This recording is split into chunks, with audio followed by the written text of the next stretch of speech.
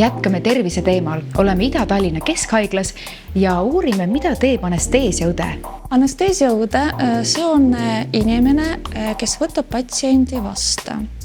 Anesteesiaõde peab ära kontrollima, kas on õige patsient, kas ta on õiges kohas, kas patsient üldse õieti ära sätitud operatsiooniks ette valmistatud, kas tal on antud nõusolekud, et ta on nõus sellega operatsiooniga ja ta on informeeritud, mis operatsioon tal võiks olla.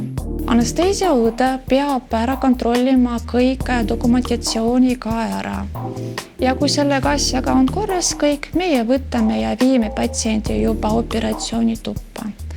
Anesteesiaõde paneb patsiendile veenikanüüli, ühendab ta monitoriga ja edaspidi vastavalt, milline operatsioon tuleb, meie juba teostame koos arsti anesteesioloogiga vajalikud protseduurid. Anesteesiaõde vastutab, et operatsioonitoas kõik aparatuur oleks töökorras ja kõik töövahendid on olemas. Et töökoht korrektselt ja korralikult kõik kapikesed, kõik töölauad ära täidetud. Ja patsiendiga me oleme operatsiooni alguses koos arstiga ja operatsiooni lõpuni. Mis on selle töö rõõmud? Alustame sellest, et seda tööd peab armastama. Meil on hästi palju patsientidega suhtlemist. Ja rõõmu toob see, et sa reaalselt näed, kuidas sa saad inimestele aidata. Muidugi seda lõpptulemusi me ei näe, aga see osalemine sellest just protsessis, et inimene paraneb ja saab terviks, see on väga positiivne. Kuidas saab anesteesiaõeks?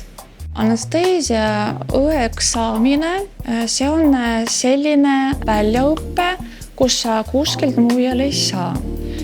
Anesteesiaõeks meie õpetame ise. Tuleb inimene meile väga toreda kollektiivi ja meie hakkame ta välja õpetama. See väljaõpe kestab umbes 4 kuud. Ja selle 4 kuu jooksul käib õega päevast päeva inimene, kes õpetab teda. Kui teil tekkis juba huvi meie väga toreda kollektiivi vastu, tulge ja teate, see vanus üldse ei loe. Meie ootame õdesid igas vanuses. Kui teil tekkis huvi anesteesiaõe töö vastu, palun pöörduge Ida-Tallinna Keskhaigla personali osakonda.